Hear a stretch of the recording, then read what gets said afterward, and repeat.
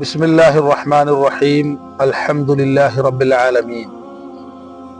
അള്ളാഹുവിന്റെ വലിയ അനുഗ്രഹത്താൽ ഞങ്ങൾ വാഗമൺ യാത്രയിലാണ്.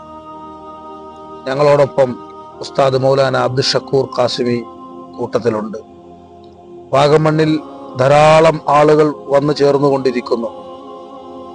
ഇവിടെ വലിയൊരു മഹാന്റെ സാമീപ്യം ഉണ്ടായിട്ടുണ്ട്. ഈ വാഗമണ്ണുമായി ബന്ധപ്പെട്ട ഇസ്ലാമിക സമൂഹം മനസ്സിലാക്കേണ്ട കുറെ കാര്യങ്ങൾ ബഹുമാനപ്പെട്ട ഉസ്താദ് അവറുകൾ പറയുന്നു. പടച്ചവന്റെ അപാരമായ അനുഗ്രഹത്താൽ പടച്ചവൻ വഴി എളുപ്പമാക്കി ഞങ്ങൾ വാഗമണ്ണിൽ എത്തുകയുണ്ടായി. ഞങ്ങളെ പോലെ ധാരാളം സഹോദരി സഹോദരന്മാർ ജാതിമത വ്യത്യാസമില്ലാതെ ഇവിടെ വന്നുകൊണ്ടിരിക്കുകയാണ്. വാഗമണ്ണിലെ ഒരു പ്രധാനപ്പെട്ട സ്ഥലമാണ് തങ്ങൾപ്പാറ. ഷെയ്ഖ് ഫരീദുദ്ദീൻ ഗഞ്ച് ഷക്കർ റഹ്മത്തുള്ളാഹി അലൈഹി സംസ്കരണ പ്രവർത്തനങ്ങൾ നടത്തിയ അതിന്റെ കേന്ദ്രമാക്കിയ ഒരു പ്രദേശമാണ്. എന്നാൽ ഈ പ്രദേശത്ത് 3 അവസ്ഥകൾ കാണപ്പെട്ടു, ദുഃഖകരമായ 3 അവസ്ഥകൾ. ഒന്ന്, ഒരു കൂട്ടം ആളുകൾ ഇതിന്റെ പ്രാധാന്യം മനസ്സിലാക്കുന്നേയില്ല, അല്ലെങ്കിൽ ഈ മഹാത്മാക്കളുടെ പരിശ്രമത്തെ നിസ്സാരമായി കാണുന്നു, അവരുടെ ജീവിതത്തെയും സന്ദേശത്തെയും അവർ അവഗണിക്കുന്നു. ഭൂരിഭാഗം സഹോദരങ്ങളും അങ്ങനെ തന്നെയാണ്. രണ്ടാമത്തെ വിഭാഗം ആളുകൾ ഇവിടത്തെ അങ്ങേയറ്റം മനോഹരമായ സ്ഥലത്ത് വന്ന് മോശമായ പ്രവർത്തനങ്ങൾ, തെറ്റായ പ്രവണതകൾ കാട്ടിക്കൂട്ടുന്നു. വളരെ വേദനാജനകമായ കാര്യമാണ്. മൂന്നാമതൊരു വിഭാഗം ആളുകൾ ഇവിടെ വന്ന് അനാചാരങ്ങളുമായി ബന്ധപ്പെടുന്നു. ഇവിടെ ഒരു വലിയ മഹാന്റെ ഖബറുണ്ട് എന്ന തെറ്റിദ്ധാരണയുടെ പേരിൽ അവിടെ മുത്തുകയും പലവിധ അനാചാരങ്ങൾ കാണിക്കുകയും ചെയ്യും. യഥാർത്ഥത്തിൽ ഇത് നൂറ്റാണ്ടുകൾക്ക് മുമ്പ് ഇന്ത്യ രാജ്യത്ത് വമ്പിച്ച പരിവർത്തനങ്ങൾക്ക് കാരണക്കാരനായ ഒരു വ്യക്തിയാണ് ഖാജ മുഈനുദ്ദീൻ ചിശ്തി അജ്മീരി അവറുകൾ.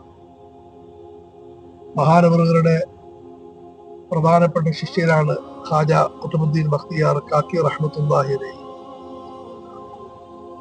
മഹാനവറുകളുടെ പ്രധാനപ്പെട്ട ശിഷ്യരാണ് ഖാജ ഫരീദുദ്ദീൻ ഗഞ്ച് ഷക്കർ റഹ്മത്തുള്ളാഹി അലൈഹി. മഹാന്മാരും യാത്രകൾ നടത്തി വൈജ്ഞാനിക സംസ്കരണ പ്രബോധന പ്രവർത്തനങ്ങൾ ചെയ്യുമായിരുന്നു. ഈ വിഷയത്തിൽ വളരെ മുൻപന്തിയിൽ നിന്ന മഹാനാണ് ബാബ ഫരീദുദ്ദീൻ ഗഞ്ച് ഷക്കർ റഹ്മത്തുള്ളാഹി അലൈഹി. അദ്ദേഹം തന്റെ നാട്ടിൽ നിന്ന് പുറപ്പെട്ടു ഡൽഹിയിൽ വന്നു. അവിടെ നിന്നും പുറപ്പെട്ടു കേരളത്തിലും വന്നു.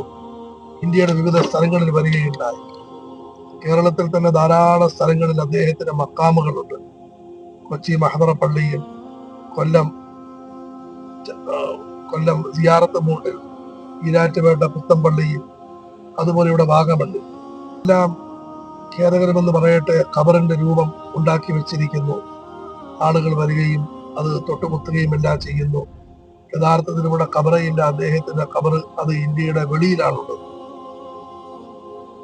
പിന്നെ ഈ സ്ഥലത്തിന്റെ പ്രത്യേകത എന്താണ്? മഹാനവറുകൾ ഈ സ്ഥലങ്ങളിൽ വന്ന് 3 പ്രവർത്തനങ്ങൾ നടത്തി.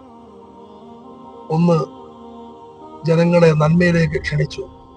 സ്നേഹത്തോടെ പടച്ചവനെ അറിയാൻ, പടപ്പുകളെ അറിയാൻ, പടച്ചവനെ ആരാധിക്കാൻ, പടപ്പുകളെ ആദരിക്കാൻ പ്രേരിപ്പിച്ചു. 2, വരുന്ന മുഴുവൻ സഹോദരി സഹോദരന്മാരെയും സ്വീകരിച്ച് അവർക്ക് നന്മകൾ പഠിപ്പിച്ചു. പരിശുദ്ധ ഖുർആനിന്റെയും ഹദീസിന്റെയും വിജ്ഞാനങ്ങൾ പഠിപ്പിച്ചു. 3, അവരുമായി ഒത്തൊരുമിച്ച് നമസ്കരിക്കുകയും ദിക്ർ ദുആകൾ ചെയ്യുകയും ഖുർആൻ പാരായണം നടത്തുകയും. അല്ലാമ സയ്യിദ് അബുൽ ഹസൻ നദ്വി റഹ്മത്തുള്ളാഹി അലൈഹി താരീഖ് ദഅവത്ത് അസീമത്ത് 4-ാം ഭാഗം, റിജാലുൽ ഫിക്രി വ ദഅവ 4-ാം ഭാഗം, മലയാളത്തിൽ ഇസ്ലാമിന്റെ നവോത്ഥാന നായകർ 3-ാം ഭാഗത്തെ ഈ വിഷയം വിശദമായി വിവരിക്കുന്നുണ്ട്. പടച്ചവരോടും പടപ്പുകളോടും അഗാധ സ്നേഹമായിരുന്നു. നന്മകൾക്ക് വേണ്ടി ജനങ്ങളെ പ്രേരിപ്പിച്ചിരുന്നു, പ്രോത്സാഹിപ്പിച്ചിരുന്നു. തിന്മകളിലും അതുപോലെ തന്നെ ജനങ്ങളുടെ ദുഃഖങ്ങളിലും വളരെയധികം വേദനിച്ചിരുന്നു. ഈ ഒരു അവസ്ഥയാണ് നമ്മൾ ഇവിടെ നിന്നും ഉണ്ടാക്കിയെടുക്കേണ്ടത്. മഹാന്മാരെ ഒരിക്കലും നിന്ദിക്കരുത്. പ്രത്യേകിച്ചും അവരുടെ സ്ഥലങ്ങളിൽ വന്ന മോശത്തരങ്ങൾ ഒരു നിലയ്ക്കും പ്രവർത്തിക്കരുത്. അതുപോലെ അനാചാരങ്ങളുമായി ബന്ധപ്പെടരുത്. ഇത് എല്ലാ മനുഷ്യരുടെയും ബാധ്യതയാണ്. രണ്ടാമതായി പ്രത്യേകിച്ച് മുസ്ലിം സമുദായത്തിന്റെ ബാധ്യതയാണ്. അതിലും വിശിഷ്യമായി ഈ സ്ഥലത്തിന്റെ കാര്യങ്ങൾ ഇപ്പോൾ നോക്കുന്ന വഖഫ് ബോർഡ്, അതുപോലെ തന്നെ എന്തയാർ ജമാഅത്ത് കമ്മിറ്റി, ഇവരുടെ പ്രധാനപ്പെട്ട ബാധ്യതയാണ് ഈ കേന്ദ്രത്തിൽ ഈ 3 കാര്യങ്ങൾ നടക്കരുത്. മറിച്ച് ആ മഹാനവറുകൾ കാണിച്ചു തന്ന കാര്യങ്ങൾ, ഇവിടെ മഹാനവറുകൾ നിന്ദിക്കപ്പെടാനും പാടില്ല, മഹാനവറുകൾ ആരാധിക്കപ്പെടാനും പാടില്ല, അവരങ്ങേയറ്റം വെറുക്കുന്ന ടൂറിസത്തിന്റെ മറവിൽ മോശത്തരങ്ങളും ഉണ്ടാകരുത്. മറിച്ച് ആ മഹാന്റെ ജീവിതവും സന്ദേശവും അതിനെ പഠിപ്പിക്കുന്ന അതിനെ പ്രചരിപ്പിക്കുന്ന ഒരു അവസ്ഥ ഉണ്ടാക്കണം. പടച്ചവരതിന് എല്ലാവർക്കും പദവി നൽകുമാറാകട്ടെ. ഇത് ഒരു മഹത്തായ പരമ്പരയാണ്. മുഹമ്മദ് റസൂലുള്ളാഹി സ്വല്ലല്ലാഹു അലൈഹി വസല്ലം തങ്ങളിൽ നിന്നും ആരംഭിച്ചു.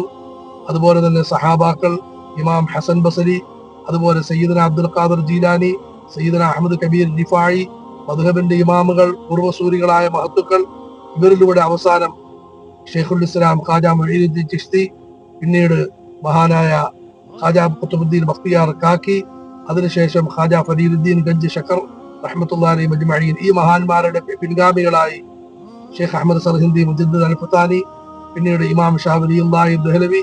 അതേ പരമ്പരയിൽ തന്നെയാണ് ദാറുൽ ദേവബന്ദിന്റെ മഹാത്മാക്കളായ വ്യക്തിത്വങ്ങൾ അൽഹാജ് അല്ലാമ ഷെയ്ഖ് ഇംദാദുല്ലാ മുഹാജിർ മക്കി, മൗലാന മുഹമ്മദ് ഖാസിം നാനൂത്തവി, ഷെയ്ഖ് റഷീദ് അഹമ്മദ് ഗംഗോഹി, അല്ലാമ അഷ്റഫ് അലി താനവി. ഈ മഹാത്മാക്കൾ ഇതേ പരമ്പരയുടെ പിൻഗാമികളാണ്. അല്ലാമ അബ്ദുർ റഹീം റായ്പൂരി, മൗലാന അബ്ദുൽ ഖാദിർ റായ്പൂരി, ഷെയ്ഖുൽ ഹദീസ് മൗലാന മുഹമ്മദ് സക്കരിയ, ഷെയ്ഖ് മൗലാന മുഹമ്മദ് ഇല്യാസ് കാന്തലവി. അതുപോലെ തന്നെ അതേ പരമ്പരയിൽപ്പെട്ട മഹാന്മാരാണ് മൗലാന സയ്യിദ് അബുൽ ഹസൻ അലി നദ്വി, മൗലാന മുഹമ്മദ് മൻദൂർ നുഅ്മാനി. ഇങ്ങനെയുള്ള മഹാത്മാക്കൾ, അവരുടെ പരമ്പരയിൽപ്പെട്ട മഹനീയ വ്യക്തിത്വമാണ് നമ്മുടെ ഗുരുനാഥനായ മൗലാന സയ്യിദ് മുഹമ്മദ് റാബി നദ്വി, അല്ലാമ ഖബറുദ്ദീൻ ഖാസിമി, മൗലാന ഷെയ്ഖ് മുസ്തഫ റിഫായി റഹ്മത്തുള്ളാഹി അലൈഹിം അജ്മഈൻ വഹഫദഹുമുല്ലാഹു തആല ബിൽ ഖൈറാത്ത്. ഈ മഹാന്മാരുടെ പരമ്പരയിൽ നാം ജീവിക്കാൻ തീരുമാനമെടുക്കുക. വെള്ളിയാഴ്ച രാവിലെയാണ് ഞങ്ങൾ ഇവിടെ ഉള്ളത്. എല്ലാവരും ഇൽമു പഠിക്കും, ഖുർആൻ ഹദീസിന്റെ വിജ്ഞാനം കരസ്ഥമാക്കുമെന്ന് തീരുമാനിക്കുക. ഓരോ വീടുകളിൽ ലൈബ്രറി, സ്ഥാപനങ്ങളിൽ ലൈബ്രറി ഉണ്ടാക്കണം. അവിടെ വിജ്ഞാനങ്ങൾ പഠിക്കണം. രണ്ടാമതായി എല്ലാവരും നന്മയിലേക്ക് സ്നേഹത്തോടെ ജനങ്ങളെ ചേർത്ത് നിർത്തി ജാതിമത വ്യത്യാസമില്ലാതെ എല്ലാവരെയും നന്മകളിലേക്ക് പ്രേരിപ്പിക്കും. പ്രത്യേകിച്ചും ഇതൊരു സുവർണാവസരമാണ്. ഇവിടെ എല്ലാവരും വരുന്നു, എല്ലാവരെയും സ്വീകരിക്കുന്നു, ആരെയും തള്ളി മാറ്റേണ്ടതില്ല. എല്ലാവരെയും സ്വീകരിച്ച് നന്മയിലേക്ക് അവരെ ക്ഷണിക്കുന്നു. പിന്നെ മൂന്നാമതായി സംസ്കരണ പ്രവർത്തനങ്ങൾ നടത്തി ദിക്റുകൾ അധികരിപ്പിക്കും, ദുആകൾ അധികരിപ്പിക്കും. പ്രത്യേകിച്ചും നമസ്കാരത്തിൽ ശ്രദ്ധിക്കും, ജമാഅത്തായി നമസ്കരിക്കും, സ്ത്രീകൾ യഥാസമയത്ത് നമസ്കരിക്കും. പടച്ചവൻ തൗഫീഖ് നൽകുമാറാകട്ടെ, എല്ലാവരെയും അനുഗ്രഹിക്കുമാറാകട്ടെ.